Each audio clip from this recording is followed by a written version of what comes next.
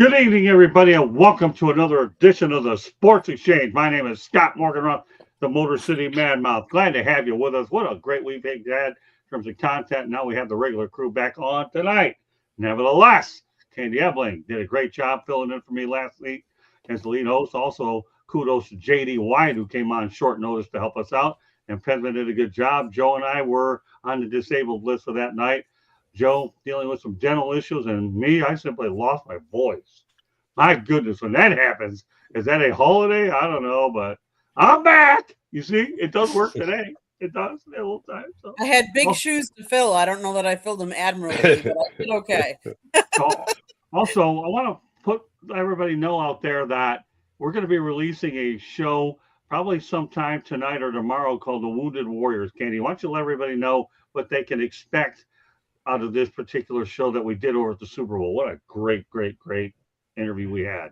Well, as you all know, the NFL really supports the veterans. And so we talked to two veterans that talked about their relationship. They're a married couple, about what they went through as one of them was very depressed, and how programs that the NFL helps sponsors helped her and them and their marriage and basically saved her, because she was on the verge of committing suicide. So we got to sit down and talk with them, and it was just a really enlightening, really it's sad because obviously there are so many people out there that have mental illnesses and are depressed and suicidal, but it's great to see that the NFL supports programs that help.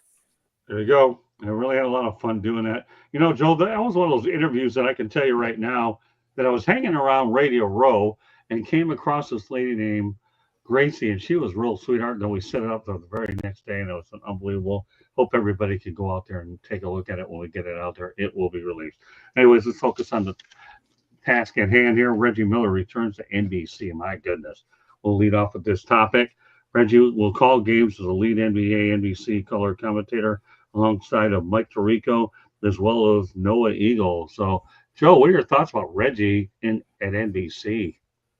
Reggie the heartbreaker. 8 seconds of terror. Yeah. Ruined the season in 8 seconds. But I love him either way. He's got such great personality. Good for him. You know, I think it's a good hire. You want to have personalities on your broadcast. And former players like Barkley, Miller, unfortunately passing too soon, Bill Walton, Shaq, guys like that, draw people in. So, and Reggie knows the game. Although he's not the best player in the family, Cheryl still is. I think it's a good hire, and I think it's good for NBC. Smart move. How about you, Penman? Yeah, he's a good mixture of people. You like to add new people. It's good to have Reggie come on back in NBC where he belongs. He shouldn't have left NBC, so it's good for NBC's hire. Candy? I always like it when you have intelligent former players of the sport on the commentary, because they can give you insights that maybe me, who have never played men's basketball, can give you and tell you. And I really enjoy listening to them. Good. Kudos to NBC for hiring Reggie. He's been an analyst for over 20 years.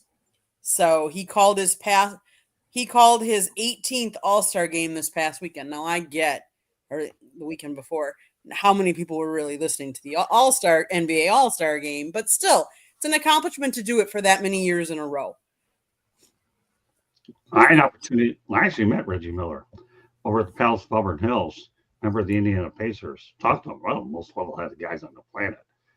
And, I can tell you this right now about Reggie. What he did for TNT was unbelievable. He's ready for this role on NBC. I'm glad NBC's getting the game back.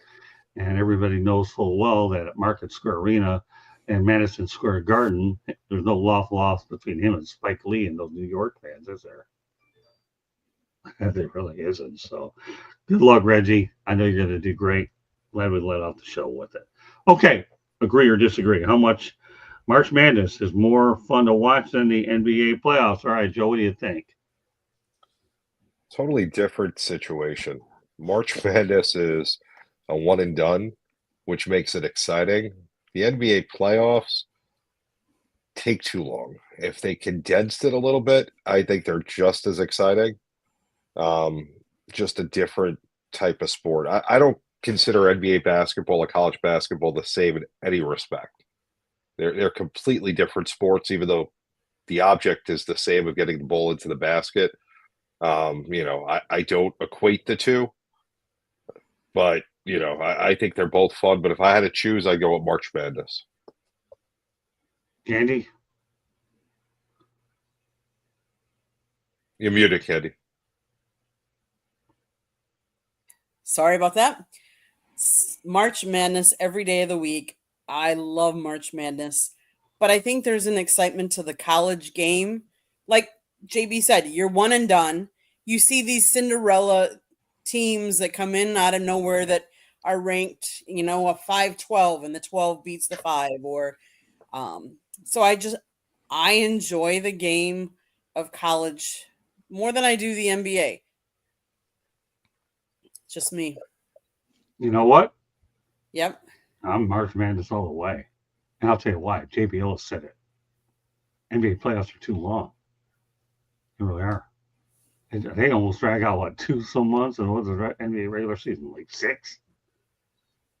You need to tell me that you need load management? You really need load management to be able to play these games longer? I'm not buying it. No way. You know what, Candy? Do a station break. Pensman's got to go. Go ahead. I like March Madness because you could get a Harvard, Stanford when Seth Curry was playing, and you could be, and I'm a Duke fan, but you could get a Stanford playing Duke, and Stanford could win, and your bracket will be gone. The NBA playoffs, they're too long.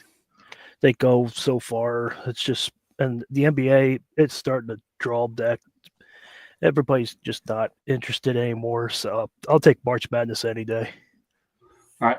Go to the chat room. Brian Pettit, thank you very much for joining us. We appreciate it, big guy. And hope we'll see more people. One thing about our shows is they take a little while to get people in here, but the crowd begin to pick up as time goes on. You know what, Candy? We'll wait on the station break. JB and I are going to talk about this one on our own. We're going to revisit Daniel Jones for the Pittsburgh Steelers. JB, think it's a good fit? So, as the Giant fan of the group, I don't think Daniel Jones is a good fit anywhere except as a backup. I think the other guy from Minnesota, Sam Darnold, would be a great fit, or Matthew Stafford would be a great fit. There's a lot better out there. I'd like to see Tomlin have a top-rate quarterback to see what he can do. This way, I could see if I'm joining the team that says fire him, or I'm going to stay where I am when he actually does well with a good quarterback. I just see it as a fallback option. If all else fails, bring in Daniel. I've always thought from the beginning, and I'll say it now for you, Joe, and everybody else, Aaron Rodgers is a better fit in Pittsburgh than anybody thinks that he is. I really do believe he will. My reasons for that is Aaron Rodgers, to me, you give him a bunch of good receivers and a winning culture, and you have Mike Tomlin controlling can deal with the social media and the drama, he'll be fine. I like Aaron Rodgers there. I don't think that's where he's going to wind up. My gut feeling is if LA leaves, he leaves for LA, then as far as I'm concerned, Aaron Rodgers will wind up there. So let's go back to Brian Pettit. I like March Madness because you never know who's going to win, and it could be a small town team. No question about that. That's a good point, Brian. Thank you so much. Leave that up there for a minute, Candy. I really like that. You talk about the one tournament that allows underdogs to flourish. March Madness is definitely it. Brian Pettit, ever heard of the word bullseye? You just nailed it, pal. Thank you very much. So there you have it. So as far as Daniel Jones, I think his best option, believe it or not, is to stay in Minnesota if he gets nowhere else, because I think Sam Darnold will be too expensive for the Vikings to keep, knowing you have J.J. McCarthy there. That's why I think the Vikings brought him in there, and Kevin O'Connell could definitely go out there and have quarterback. But since JB and I were not on last week's show, thought we'd go out there and take a shot at it. But now we're not going to hesitate to go to the station break. Go ahead, Cam. South Florida Tribune Publishing Company published a book called Lessons from the Microphone, Tuning into the Enduring Wisdom of Visionary Leaders.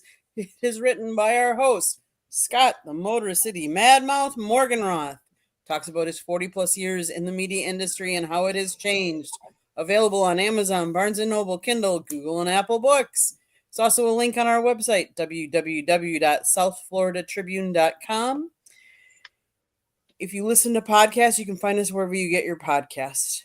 If you like to read stories and articles and a plethora of great stuff, go to our website. Monday nights, we talk baseball. Tuesday nights, we talk football. Wednesday and Thursday nights, you just never know what you're going to get. So tune in to find out. If you want to advertise, call Scott, 954-304-4941. And if you want to be a guest or have topic ideas or show ideas, email us at southfloridatribune@gmail.com. Back to you, Scott. Katie, I want to give the audience a summary of what we've done so far. Yeah, that NeuroGuard Plus is a pretty interesting guy. Why don't you go over that show a little bit more? Monday night, we had Dr. Michael, I forget his last name. Hutchinson. Yes, and he invented a mouth guard that will help take any hits. And instead of when you get hit, the vibrations move up into your brain, this actually takes them down your jaw and down. So you're less likely to get concussions. It's decreased concussions by it's an astronomical amount. And he sells them to anybody.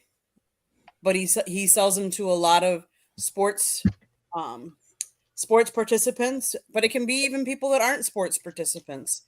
And he's based out of Traverse City, Michigan. So Scott and him talked a little bit about Michigan, and then we talked a lot about the mouth guard because it helps keep your mouth in place.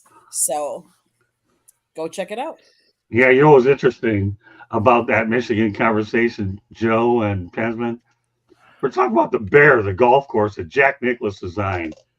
And we were kibitzing around about that whole thing. And it was if you ever go to the Grand Traverse Resort out in Traverse City and play the Bear, you'll lose more golf balls than you can imagine. In my opinion, you better have an American Express card is what you better have, because you're going to need a lot of golf balls. It got so bad that after the fifth hole, my brother Lonnie and I, that we had a bunch of friends, we had to pair up in teams just to get to the round of 18. And we had to play best ball. It was the most, as if golf wasn't frustrating enough. And I never underestimate golf, because that's the one sport that will humble you like no other sport. So anybody that can play it is one thing. Even Big Bertha wasn't able to bail me out of that jackpot I was in. You have to hit that thing far and strong, but every time it's in the rough, it is really, really, really rough. The Bear, Jack Nicklaus in Traverse City, check it out. If you're bald, you won't lose any hair. If you have hair, it turns gray after a round. And if you're smart, that game will tear you apart too. Yeah, but that course will tear you apart to the 10th power. And I don't know a lot about math, but I know the 10th power is a powerful situation. So check out the Bear, Grand Traverse Resort. Special shout out to Mike Hutchinson, Dr. Michael Hutchinson. What a great job. And he's going to definitely go out there and be a contributor. I know Candy's talking about bringing him on 3 Chicks in a Pod, right? Scott, did you lose that whole bag of golf balls? You know what, Brian? I had to depend on my other ones. Yeah, mine were all gone. They were gone really quick. So, Brian, I like the way your name is spelled, Bryan. That's the same way I spell my middle name too, pal. Thanks. So we have 2 Bryans, my middle name, and this guy's first name, Pettit. Very loyal friend of our show. Brian, can't be happier to have you on, pal. And keep up the great questions. You're definitely the unofficial 5th person on the show for sure. So, yeah, did I lose the whole bag of golf balls? Let's put it this way. I had to buy new ones. And I had to depend on my other cohorts to be able to finish us off. We had a good time. It was really rough stuff. But we're going to go on to something that's a little bit rougher for the Dallas Mavericks, and boy, is it ever. Now, it's one thing to talk about drama, but this takes it to an all-new level. And here's what I'm talking about. The Dallas Mavericks had issues with Luka Doncic. social habits like smoking hookah. I don't even know what that is, and drinking beer. That came from the score. Now the Mavericks were never going to actually offer Doncic a 5-year, $345 million super max trade to the Lakers. There's a couple different angles, Joe, on this. Let's talk about the first part, and then you can go into the second, and then I'll move it around. So do you know what hookah is?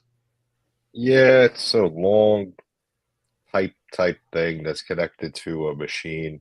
It's weird. Never done it. Have no desire to do it.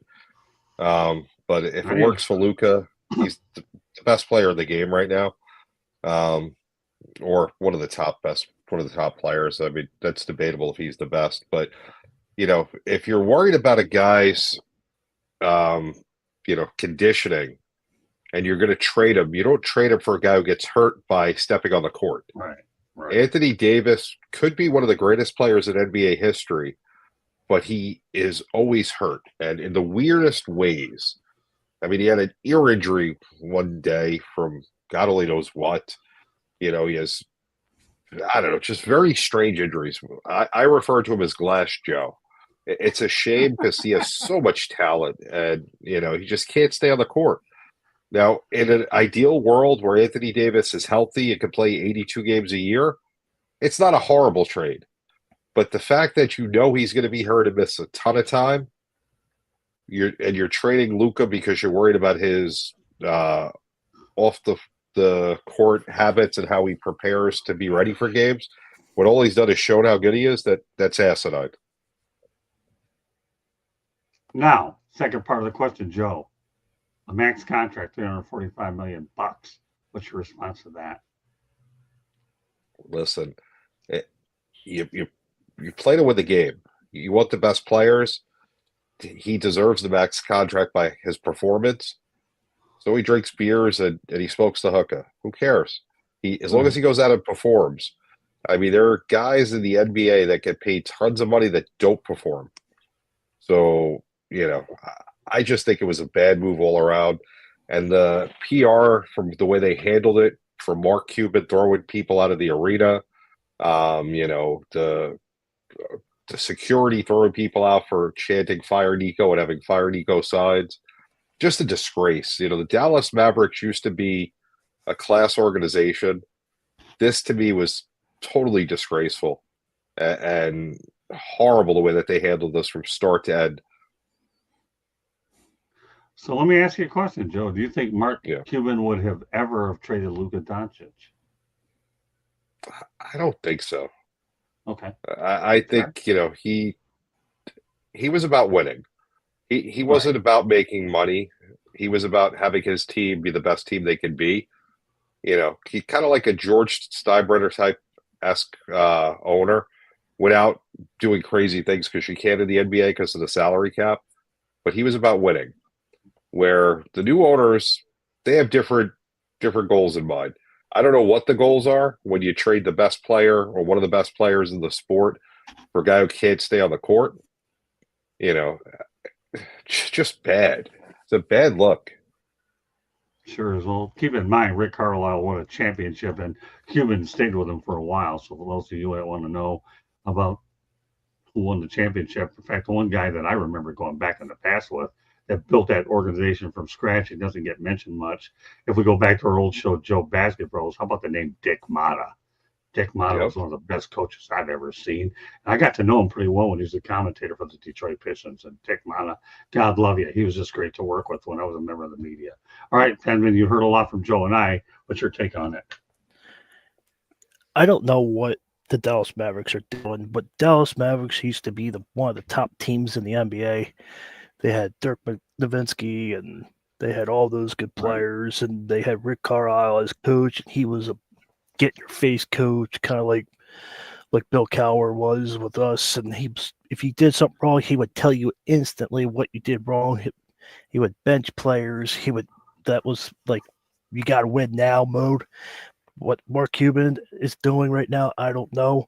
ESPN said the other day that the Lakers' job right now is to keep Luka in LA, and it's up to them to keep them with Bronny and LeBron, and that's up to Luka if he wants to stay or not. So, Excellent points all the way around, Penman. Really. And, I'll let Candy go in there, and then I'll build off what Penman said. Go ahead, Candy. Your thoughts about the drama in Dallas pertaining to Mr. Doncic. I think this trade stunned a lot of people, including Luka, I think, was taken back. Because if you listen to one of the great Mavericks, Dirk Nowitzki, he said he felt disappointed and sad. He obviously didn't see this coming. So Luka actually invited Dirk to come visit him, to support him for his first game in LA. And Dirk said he felt like he needed to support him. We all forget this is a business. There's people involved that make these decisions. The best decision that they think for the team, for what they want to accomplish, whether it be I want to win now, I want to win later, I'm building, I'm rebuilding, I'm rebranding, whatever it might be. It might be that they have a certain look that they want their players. Kudos, I guess. If you're going to do that and you're going to have a look and you don't want players that whatever Luka did, if they don't like the fact that he drinks beer, I'm sorry, like I think most people at some point in their life have had beers before, but if that's not the look that they want, if they wanted to move on, kudos to them for letting their star, one of the most popular guys, not the most popular, but one of the top players, go to a team that, hey, let's face it, in LA, he's going to get he's going to share the spotlight, but he's going to get a lot of attention because that's a place where a lot of people watch. But what Dallas is doing, not exactly sure. Like JB said, I mean, didn't Anthony Davis get injured in his first game with Dallas? The first game, and he's already getting injured. But like I said, we all forget that as much as we look at it as a sport, it's a business to the owners, and they've got to make the decisions that they want to make for their business. So, right, but they got to make smart decisions, not out of the whim decisions, and that's what that sounds like. Yeah, but you can't say that, Pensman, because they, like Candy said, they have their priorities. As Right. fans, we could, and media, we could say that they're as dumb as they could be because there's no angle you could give me that this was an intelligent decision. But when it's ultimately done, it's their decision. I get Well, I'll say this much. This move was made for the post LeBron James is what it was. They really are. JJ Redick is smart. I got to tell you, this first year, this guy's never had any head coaching experience, but his basketball IQ is great. I'm glad he left ESPN because now JJ Redick can find out how good of a basketball guy he is. Embrace the era. He does a really good job. But this move was made after LeBron James leaves. Now the transition from LeBron James to Luka Doncic will be so seamless. It is absolutely, without a doubt, ridiculously easy. That's why this move was made. And the fact that they got him for Davis, you know what that reminds me of? And I'm not a math guy again. Pennies on the dollar. All you did was trade Luka Doncic for paper mache or Humpty Dumpty. Think about it, right? Humpty Dumpty, doesn't he always make a big fall? Of course, who am I to say I always make big falls or what happens to me? I'm on the disabled list and I get a beating, and here I am still on there with everybody out here, which I love doing it anyways.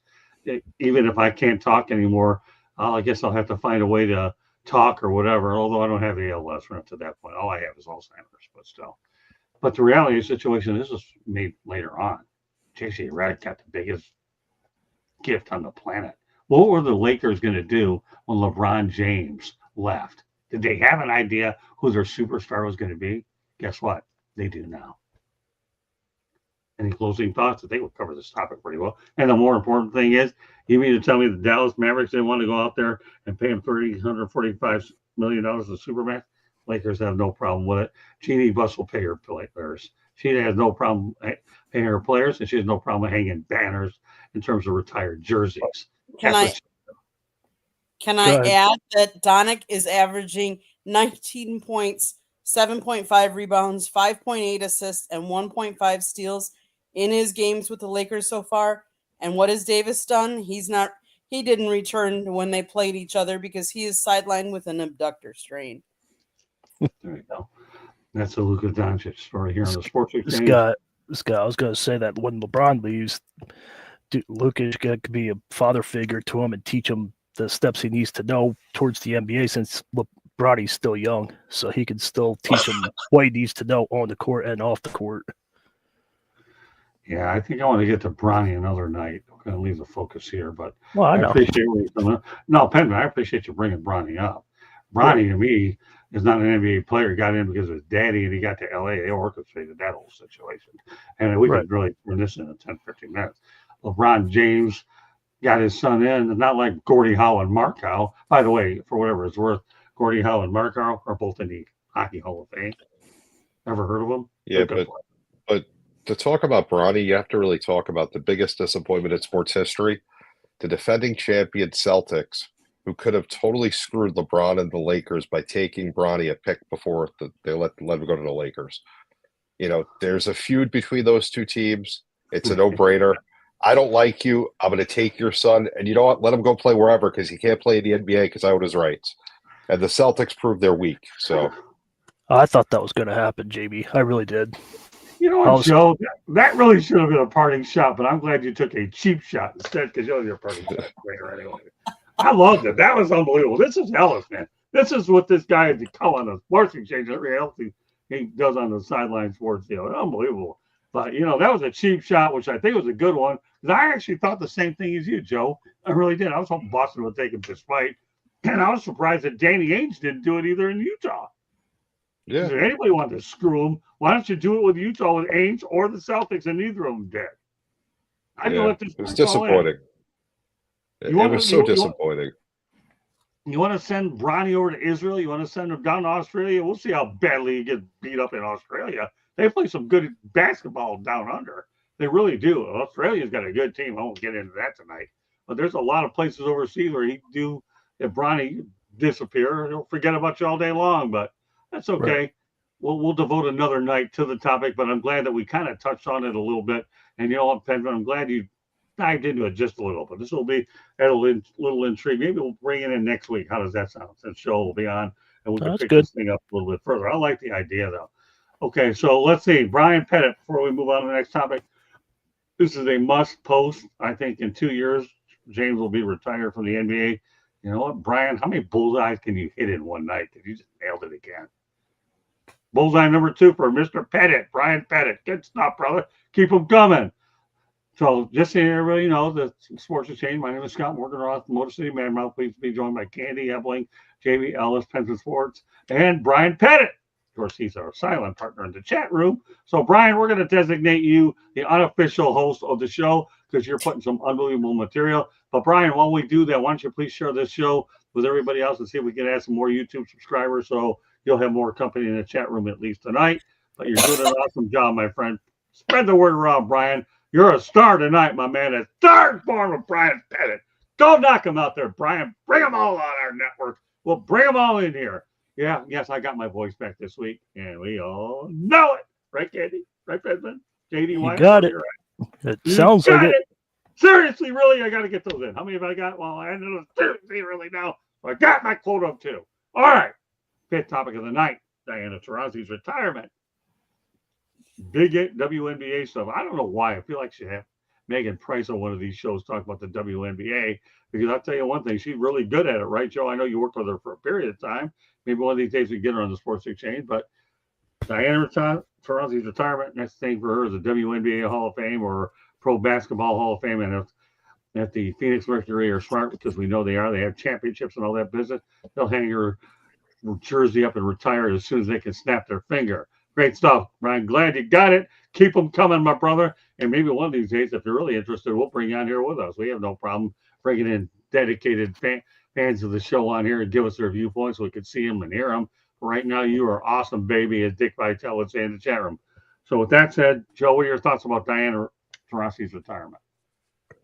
One of the greatest WNBA players of all time. Not the greatest, but she's up there. She's probably in the top 15. Phenomenal athlete, great player. Always play tough. I saw last night watching SportsCenter the list of awards she won at UConn and in the WNBA. It's impressive. I don't follow the WNBA enough, but you know Taurasi, you know her name without a doubt, and you know she's one of the stars. I'm curious to see how her legacy goes based on some of the comments I think she had towards Caitlin Clark after the draft at the beginning of the season. I'm curious to see how that affects her legacy because a lot of people came into the WNBA, Yosa Clark and Angel Reese. So I'm curious to see if people don't give her the kudos she deserves because of that. But, you know, I think she's, you know, one of the all-time greats without a doubt. I don't know whose side of the page. All she did was play for Gino Oriema. At last I heard, he's a pretty good coach. So, Penland. Yeah, all the greats have to retire eventually. Michael Jordan retired. LeBron's going to retire. Brian says 2 years, but LeBron's going to retire. Barkley retired. All these players have to retire. Tom Brady retired. So she had a good career. Gino's a good coach. So I watch UConn on occasion when I was younger, but she was a good player when she was playing, and then we'll see what the next generation steps up in her footsteps. Candy. She is the WNBA's all-time leading scorer. She normally starts preparing for the season January 1, but she felt this year just didn't feel the same. She goes, I didn't have it in me. That was pretty much when I knew it was time to walk away. In addition to holding the league record in points, she ends her 20-year career as the leader in three-pointers and ranks 4th in assists. She holds career averages of 18.8 points, 4.2 assists, and 3.9 rebounds. She spent her entire career with the Phoenix Mercury after being selected first overall in the 2004 WNBA draft. One-time MVP, won 3 championships in 2007, 2009, and 2014. She was an all-star on 11 occasions. She also made 10 all-WNBA first teams and 4 all-WNBA second teams. She represented the United States. She won 6 Olympic gold medals in women's basketball, first joining the team in the 2004 Athens Games. She wrapped her tenure with the Team USA by winning her 6th gold medal in Paris this past summer. She's mentally and physically, she's full. It's probably the best way she can describe it. She's full and she's happy. Yes, she was on UConn and captured 3 straight NCAA championships from 2002 to 2004 and won MOP in her last 2 years with the Huskies. She also won 6 EuroLeague championships between 2007 and 2016 with Russian clubs Spartak Moscow and UMMC Edinburgh, as well as the Turkish league title in 2011. My scoring record, or the 6 gold medals, someone's going to come around that has the same hunger, the same addiction to basketball, and put those records in a different way, a different name. That's what sports is all about. That's going to be fun to watch. But she goes, hopefully it's not too soon. Kudos. Well, Candy has all the stats. I'm only going to say one thing about it. I want to get the parting shots. Diana Taurasi did something that a lot of athletes don't do anymore. Play her entire career with one franchise. Don't have it no more. Period. More power to Diana. It goes out on her terms. And she went on her terms. What can I say? More power to you, Diana. I hope retirement treats you well. I have a feeling we're going to probably see you doing some broadcasts at some point. Usually a lot of athletes go into broadcasting, and Diana probably will do it. But whatever she does, the NBA definitely you ended up help building it. Now Caitlin Clark is more or less, passing the torch to her and Angel Reese. I don't talk about the WNBA a lot, but when you have an icon like Diana Taurasi, do it again. Gino Oriema, and another bullseye by Brian Pettit. Can't he put him up there? I love this guy. He's unbelievable. Gino's a great choice. Like Pat Summitt was in college. All right, you know what? There are times that you have subtopics within a topic, and we're going to do exactly that. Pat Summitt. You want to talk about a woman that helped build women's basketball. I think she's even bigger than Gino Oriema because she actually got it going, and then Gino ultimately kept it. So, Joe, what are your thoughts about Pat Summitt? She was women's basketball. Me, back when I was growing up, who never watched the women's game, I knew who Pat Summitt was. That's how important she was to basketball. She was, she was Tennessee. Right. You loved watching Tennessee women's basketball as a person who enjoyed basketball, and Pat Summitt was the reason. One of the best coaches in sports. I won't even limit it to basketball. And she just built it up, and what she did was amazing. Any thoughts? Pat Summitt was an icon. Let's put it that way. If you didn't watch basketball, Pat Summitt was the one to get you into it when you were younger. So that's my take. Go ahead, Candy. Good job, Brian. How do you not mention Pat Summitt on the show, especially when we're talking women's basketball? She was a Tennessee native, was a player and head coach in women's college basketball. She played for the University of Tennessee Martin, earning All-American honors and co-captaining the 1976 U.S. Olympic team that won silver. As a coach, Summitt led the University of Tennessee Lady Vols to 8 NC2A Division I championships over 38 seasons. When she retired, and I repeat, when she retired, she held the record for most career wins in college basketball history with 1,098. Why are we talking about Pat Summitt? Brian Pettit, great stuff for bringing it up. How valuable is the chat room? Brian Pettit obviously has shown you he's a one-man band tonight, and he's already contributed in so many ways. It's ridiculous. All right, on the parting shot. Joe, what's your parting shot? So, Rick Pitino, what he has done to the city of New York, St. John's University, college basketball, totally turned it around. St. John's ranked number 7 in the AP and coaches poll this week. Playing Butler tonight. If they win, they clinch at least a share of the Big East Conference regular season. If Marquette loses or St. John's wins another game, they'll be the number 1 seed for the Big East tournament.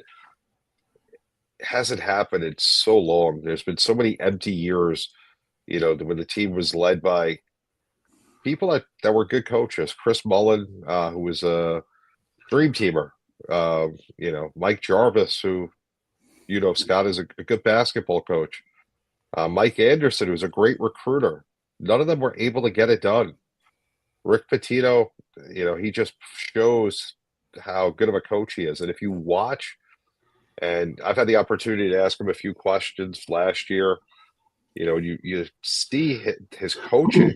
The difference in the team, like things that happened at the beginning of the year don't happen now. The team grows. Zuby Ejiofor in the Baylor game missed a huge free throw. Cost him the game. He's gotten so much better at shooting free throws throughout the year. The team couldn't shoot three-pointers all year. Getting towards the end of the year, now the three-point game's in their lineup, in their repertoire. He just coaches, and you don't see that a lot. I got to give him a lot of credit for that. And great year by St. John's. Hopefully they can pull out this game against Butler tonight. All right, well, you know what, Joe? You just gave me a reminder. Thank you very much. You realize I got to hear talk from Mike Jarvis. Let's see if we get him on the show. But I do have a quick question for you, Joe, if I'm able to do it. Yeah. If we needed you at 8 o'clock versus 9 and he was able to come on, would you be able to find a way to make it work? Yeah. Okay. Just so I know. See, I got all these people reminding me of all this stuff. Just because you have Alzheimer's on me, you have a supporting cast that can't help you out. All right, Penn, give me a party shot. That was good stuff, Joe. We were going to talk about St. John, but you beat me to it, so I'm glad you did. You made it current. Great stuff, Mr. Ellis. Good stuff, brother. No. All right, Penn, go ahead. John Calipari is my party shot. Okay. Everybody that knows me knows I'm a huge Duke fan, but John Calipari went from Kentucky, that's up here, and Arkansas, which is down here. So you go from a big school to a small school, and they're winning right now. So going there 16-11. Arkansas, I don't think you even heard of that team until that movie that JD brought up. That's the football team, but they also have a basketball team. But Calipari, what he's doing to that program, you can't overlook what he's doing to that basketball program, and that's my party shot. All right, Katie, let's go back to Brian Pettislay's comment and give us an update. So we're going to ride Brian all night, and he's been great enough to ride along with us. So here you go. I'm going to repeat it up there and read it. Clemson's 23-5, 15-2 ACC. Strong second half paved the way for a comfortable win over Notre Dame. 12-16, 6-11 the ACC, taking down the Fighting Irish 83-68. Well, the Fighting Irish weren't fighting today. They were fightless against the Tigers, as Ernie Harwell would say. That's my best Ernie Harwell interpretation. We're going to go to Candy Emily with her parting shot. We knew it was just a matter of time when technology advances in all the different sports. Here we go, NFL. The NFL plans to replace the first down chains with a Hawkeye virtual measurement system for the 2025 regular season, the league announced today. The chain crew will stay on the sidelines as backup. The virtual measurement drops decision-making times 55% from an average of 75 seconds to 30 seconds. The Hawkeye system is already used in a number of other professional sports. The league approved the use of the technology last preseason, but didn't implement it for the regular season. The NFL continued its testing at the Super Bowl in February and has been working with the technology since 2021. They're also considering expanding the number of fouls that qualify for replay assist after a flag is thrown. But here's the one decision that I don't even know why they're mulling this over and they don't just make this change. Why they don't change changing regular season overtime rules to be the same as the playoffs. The regular season rules currently state that a team can win if it scores a touchdown on the first possession. So basically, whoever wins the toss for overtime, if you go down and take the ball and score, you win the game. I think they should go back to how it is in postseason, that both teams get to possess it. They both have to go down and score. If you score a touchdown, the other team has a chance to do it. And it's not just who wins the coin toss has the better chance. I'm not saying they always win it, but they have the better chance. Pretty good. I like it. Everybody brings some good stuff to the table. I'm going to do something we don't really do often, but I'm going to do it tonight. Auto racing, but I should. Roger Penske went to Rolex 24. Won everything else. Why not that? I covered the Rolex 24. You go in that race, pretty good stuff. Be able to keep a car running that many hours with so many different drivers. I love that. One of my biggest accomplishments in this industry is covering a race for the 24 hours. And I was up for about 30 hours, right? Candy, 30. How many hours was I up in a row? A lot, right? Mm-hmm. I kept walking around the Daytona International Speedway, writing a journal for every hour I was doing, put it all up there. It was unbelievable. So, more power to Roger. He's from my neck of the woods. Little trivia here or information about Roger. I actually met him like a couple of times. He's obviously been instrumental in Detroit getting some Super Bowls. But once upon a time, when yours truly played Little League Baseball, Roger Penske had a Chevrolet dealer that sponsored a team back in my league. It was unbelievable. What a difference that Roger Penske's done. And by the way, for whatever it's worth, he owns the Indianapolis Motor Speedway as well. Roger is king of auto racing. One other parting shot. Oh, I've been looking forward to this one all week. Mike Greenberg actually decided to take off the Aaron Rodgers jersey over in the studio. So what? You know you're the biggest Jet fan on the planet. One of the reasons I can't detest that show is because all you do is talk about the New York Jets, who haven't been relevant since Joe Namath was there. But you know what, Mike? Never mentioned the Super Bowl. Wouldn't mind meeting you, taking a photo.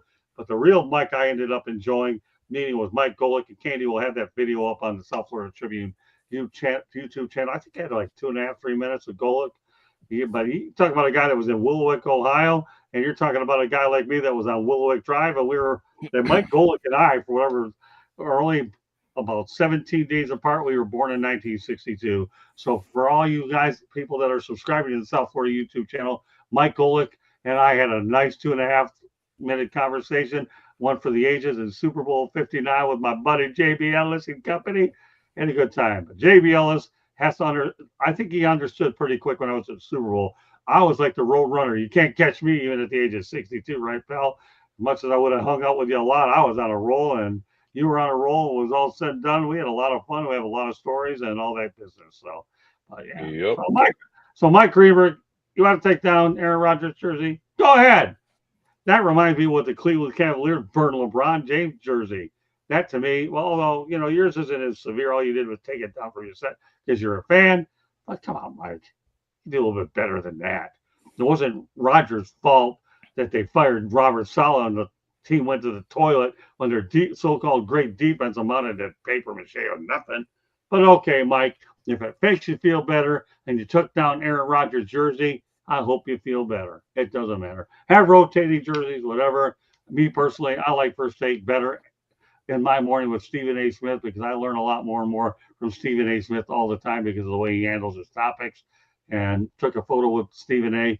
And the thing I really like about Stephen A. that's grown on me is he knows when to raise his voice when he has to. But this guy is loaded with information. Stephen A. Smith has matured over time, and that's why I make it a point to watch First Take from 10 to 12 on ESPN. It's become one of my favorite programs. With that said, I've done the promoting on one show, hammered Mike Greenberg. Wasn't as bad as I hammered another person last Thursday night. We'll get into that, recap it.